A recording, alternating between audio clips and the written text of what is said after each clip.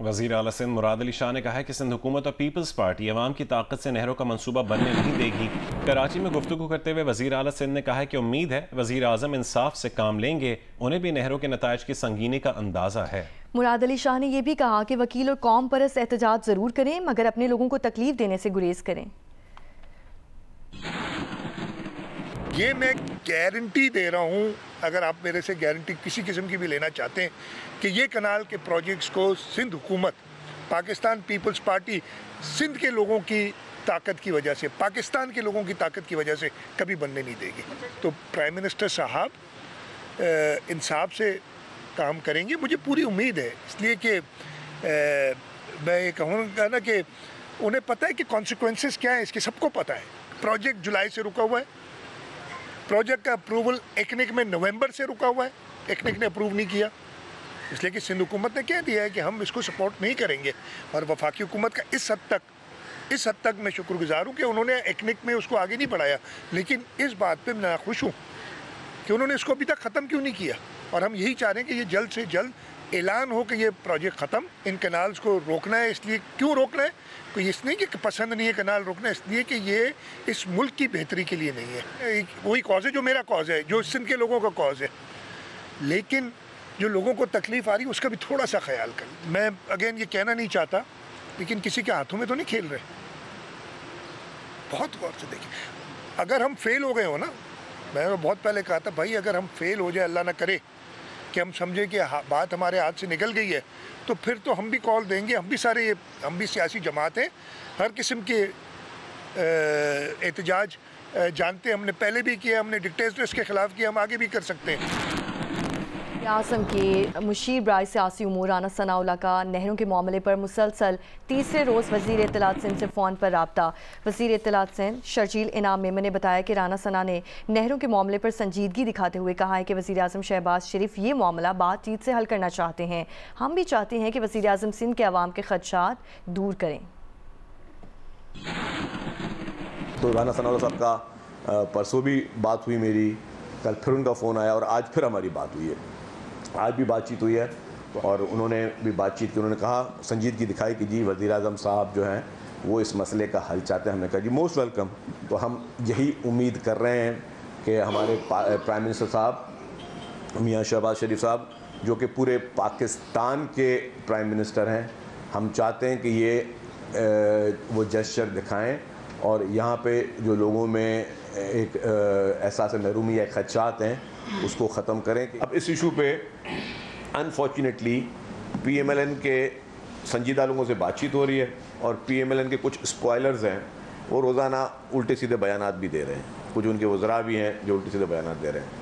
اب میرے خیال سے کہ وہ باتوں کو بنانا نہیں چاہتے یا ان کا کوئی ذاتی جھگڑا ہے آپس میں فیڈرل گورنمنٹ سے، پنجاب گورنمنٹ کا، کہ وہ چاہتے ہیں کہ جی یہ چیزیں اسپوائل ہوں، وہ کوئی گرم بات کریں، ہم اس پہ انہی کے فیلڈ میں کھیل کے ہم بھی کوئی غلط بات کریں، وہ ہمارے لیڈران یا ہمارے چیف منسٹر کے لیے کوئی غلط بات کریں، ہم ان کے لیے کوئی غلط بات کریں اور چیزیں مزید خراب ہوں، اور اس خرابی کا فائدہ میرے خیال سے وہ اس طرح لینا چاہتے ہیں، وہ پنجاب کی شاید گورنمنٹ وہ اس طرح لینا چاہتی ہے کہ وہ چاہتے ہیں کہ جی اوپر جو ہے فیڈرل گورنمنٹ ڈسٹرب ہو۔ لاہور کی انسداد دہشت گردی عدالت نے وزیر اعلیٰ خیبر پختونخوا الیمین گنڈاپور کے ناقابل ضمانت وارنٹ گرفتاری جاری کر دیے ہیں۔ عدالت نے کہا ہے کہ الیمین گنڈاپور کو گرفتار کر کے پیش کیا جائے۔ انسداد دہشت گردی عدالت نے 5 اکتوبر کو لاہور کے احتجاج کی کیس میں وارنٹ جاری کیے۔ عدالت نے اسی کیس میں الیمین گنڈاپور کے ساتھ حماد اظہر اور 2 دیگر رہنماؤں کی وارنٹ گرفتاری بھی جاری کیے ہیں۔ پولیس نے کہا ہے کہ ملزمان 5 اکتوبر کے احتجاج اور پولیس پر تشدد کے مقدمات میں مطلوب ہیں۔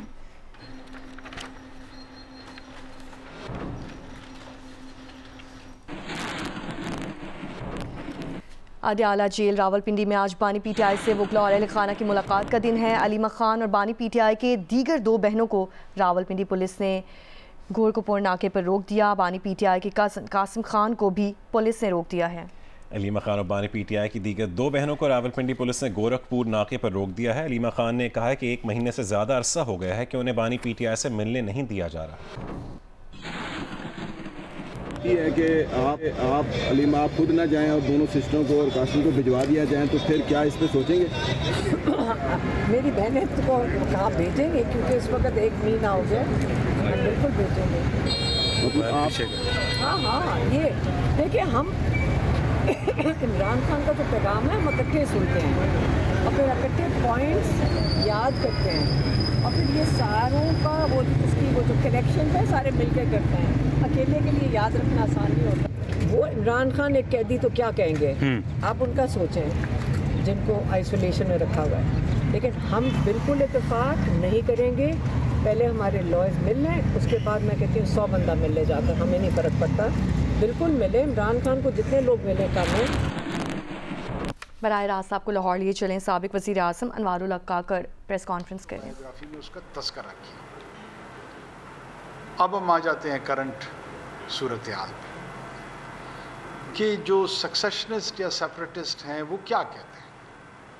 वो तारीख़ का एक डिस्टॉर्टेड और फॉल्स नैरेटिव जनरेट करते हैं। पहले तो जो वेस्टफेलियन रियासत है या वेस्टफेलियन स्टेट है, ये कोई 150-200 साल पुराना तस्वुर है। ये कोई एडम एंड ईव से नहीं चल रहा।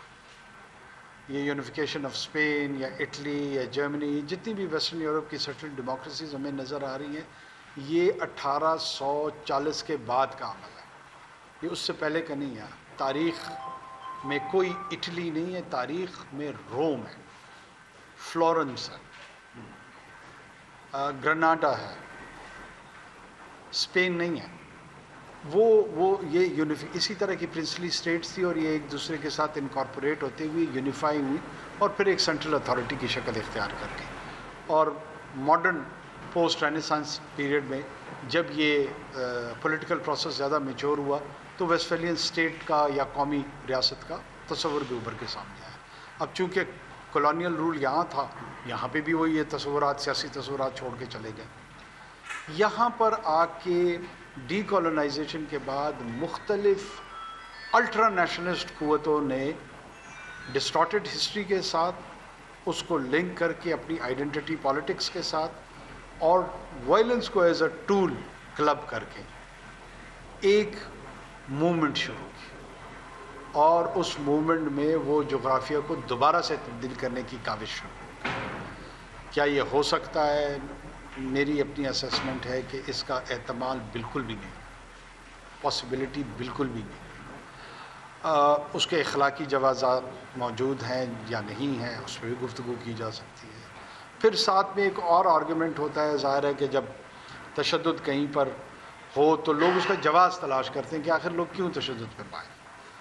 तो फिर एक इकनॉमिक आर्गूमेंट भी जनरेट होता है कि जनाब वहाँ पे महरूमी है, वहाँ पे सड़कें नहीं हैं, वहाँ पे अंडर डेवलपमेंट है। मेरी नज़र में इस तमाम तशद्दुद का जवाज़ फराहम किया जा रहा है कि यानी अगर सड़कें नहीं हैं तो बसों से 4 बंदे उतार के मारना दुरुस्त होना नहीं। सड़क नहीं है, गैस के पैसे खा लिए हैं तो मज़दूर जो वहाँ पर मेसनरी का काम कर रहा है उसको मारना दुरुस्त कदम। जवाज़ तलाश करें ना, इसको अपीज़मेंट कहते हैं, अपॉलोजेटिक रवैया कहते हैं। हमारी गुजारिश यही है कि इन दोनों को डीलिंक किया जाए। लोगों को या फेडरेटिंग यूनिट्स को सियासी और माशी हकूक़ देने के लिए कत्ल गारतगिरी की ज़रूरत नहीं है। पाकिस्तान का आइन उनको कॉन्स्टिट्यूशनली ये इंश्योर करता है, उनको फोरम्स फराहम करता है और उन्होंने उस फोरम्स में काफ़ी प्रोग्रेस की है। जब पाकिस्तान की इब्तिदा हुई, कोयटा में एक इस्लामिया स्कूल था, आज हज़ारों की तादाद में हमारे पास स्कूल मौजूद हैं, सैकड़ों की तादाद में कॉलेजेस मौजूद हैं, 20 के लगभग यूनिवर्सिटीज़ हमारे पास मौजूद हैं। एक संडेमन अस्पताल पूरे सूबे में, ग़ालिबन कोयटा शहर में हमारे पास था 1947 में। आज सैकड़ों के हिसाब से हमारे पास हेल्थ यूनिट्स जो हेल्थ सर्विसेज प्रोवाइड कर रहे हैं वो मौजूद हैं। हमारे पास एसफॉल्ट मेटल रोड्स के एक ह्यूज नेटवर्क मौजूद। बेहतर नहीं होगा, इससे बेहतर हो सकता है, क्यों, कोई शक नहीं है, लेकिन वजूद रखता है, मौजूद है। हमारे लोग बिजनेसेस में कंट्रीब्यूट कर रहे हैं, अर्निंग्स कर रहे हैं, चाहे वो एग्रीकल्चर बिजनेस है, चाहे वो माइनिंग के बिजनेस है, چاہے وہ ٹریڈنگ ہے، کوئی ایسا شعبہ نہیں ہے جس میں وہ وابستہ نہ ہو. پاکستان کے جتنے بھی بیوروکریٹک نظام ہے اس کے اندر ریپرزنٹیشن ہماری موجود ہے. ایسا نہیں ہے کہ بلوچستان سے لوگ CSS کے امتحان کے لیے ان پہ پابندی ہے کہ بلوچستان کے ڈومیسائل کے لوگ نہیں آ سکتے، ایسا کوئی بات نہیں ہے. ایسا نہیں ہے کہ پاکستان کے فوج میں وہ ریکروٹ نہیں ہو سکتے ہیں، ایسی کوئی بات نہیں ہے. پاکستان کے پیراملٹری ملیشیا میں یا کہیں اور پر وہاں پر وہ نہیں آ سکتے ہیں، ایسی کوئی بات نہیں ہے. تو ڈسکرمنیشن کہاں ہے؟ دیکھیے ڈسکرمنیشن اس وقت ہوتی کہ ایک قانون پاس ہوا ہوتا تھا کہ سندھ کے افراد جو ہے نا وہ ایئر فورس میں نہیں جا سکتے، KP کے افراد جو ہے نا وہ نیوی میں نہیں جا سکتے، بلوچستان کے افراد فوج میں نہیں جا سکتے. ایسا کوئی قانون یہاں پہ موجود نہیں ہے. کوئی پریکٹس ایسی موجود ہے کہ چلے قانون نہیں ہے لیکن ایک انتظامی انڈرسٹینڈنگ کے ساتھ یہ کرتے ہیں کہ یہاں سے آنے والے جو لوگ ہیں ان کو نہیں ریکروٹ کرتے، وہ بھی نہیں ہے. تو پھر کیا ہے؟ یہ جنگ بیانیے کی چل رہی ہے. میرے چیف منسٹر صاحب بھی پچھلے دنوں لاہور شاید تشریف لائے تھے اور انہوں نے بالکل درست آئیڈینٹیفائی کیا تھا کہ ان ملیٹنٹ سے لڑنا اتنا مسئلہ نہیں ہے جتنا یہ جو سوشل اور مینٹل سپیس انہوں نے پاکستان میں کنفیوز کر کے کھڑی کر دی ہے، اس سے لڑنا ہمارے لیے مسئلہ ہو گیا. لوگوں کو سمجھا نہیں پا رہے ہیں، لوگوں کو ہم بتا نہیں پا رہے ہیں، لوگوں کو ہم ایکسپلین نہیں کر پا رہے ہیں، یا لوگوں نے بھی انکار کیا ہوا ہے سمجھنے سے کہ ہم نے سمجھنا ہی نہیں ہے. ایک ضد کی جو کیفیت، ایک انا کی جو کیفیت، طرز کوہن جس پہ بندے اڑ جاتے ہیں، اس سے ہٹنے کو کوئی تیار ہی نہیں ہے. وداؤٹ ریئلائزنگ کہ یہ ایشو جو ہے خاکم بدہن، یہ تو پورے گھر کو چلانے کی طرف چل پڑا ہے. یہ نہ معاشی حقوق کا مسئلہ ہے، نہ یہ سیاسی حقوق کا مسئلہ ہے، نہ یہ الیکشنز کی پارٹیسپیشن کا مسئلہ ہے، نہ یہ ووٹ دینے کا مسئلہ ہے، نہ یہ ووٹ لینے کا مسئلہ ہے. وہ کھلم کھلا علیحدگی کی تحریک چلا رہے ہیں. لاہور میں سابق نگراں وزیر اعظم انوار الحق کاکڑ پریس کانفرنس کر رہے تھے. گورنر سندھ کامران خان ٹسوری نے کربلا میں حضرت عباس کے روزے پر حاضری دی اور پاکستان کی سلامتی و خوشحالی کے لیے دعا کی.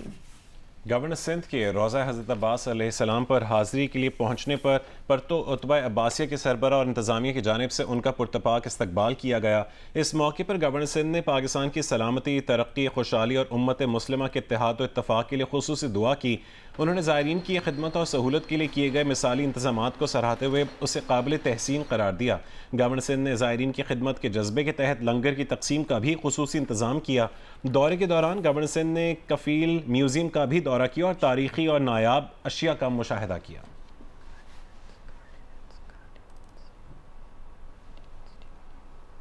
رومن کیتھولک چرچ کے نئے پوپ کے انتخاب میں پاکستان سے تعلق رکھنے والے کارڈنل جوزف کاؤٹس بھی حصہ لیں گے.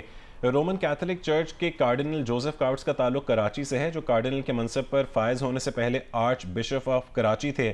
کارڈنل جوزف کاؤٹ سمیت دنیا بھر سے 135 کارڈنلز ویٹیکن سٹی میں نئے پوپ کا انتخاب کریں گے. کارڈنل جوزف نے کہا ہے کہ پوپ فرانسس کی تدفین کے بعد نئے پوپ کے انتخاب کا عمل شروع ہوگا. پوپ فرانسس کا پھیپھڑوں کا مرض بہت پرانا تھا مگر وہ چلتے رہے. ایسٹر پر بھی پیغام دیا.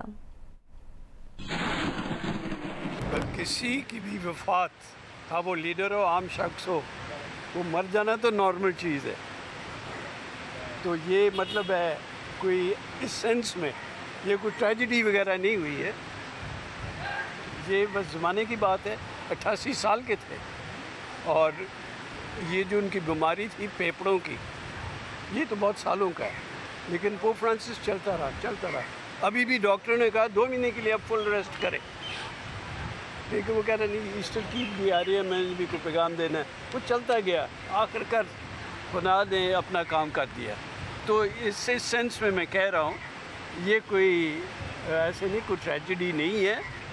اب جو چرچ کا پروسیجر کے مطابق نیا پوپ کو ہم نے چننا ہے، تو ان کے مطلب جب یہ سارے رسومات ہو جائیں گے دفنانے کا، اس کے بعد جو تمام دنیا کے کارڈنلز ہیں، کارڈنل صاحبان تقریباً 135 ہیں اس وقت، وہی پوپ نئے پوپ کو چنیں گے. तो वो इनके ये सारे जिस मैंने कहा ये रस्मात हो जाएंगे शायद अगले हफ्ते तक, अब तक डेट नहीं दिया उन्होंने।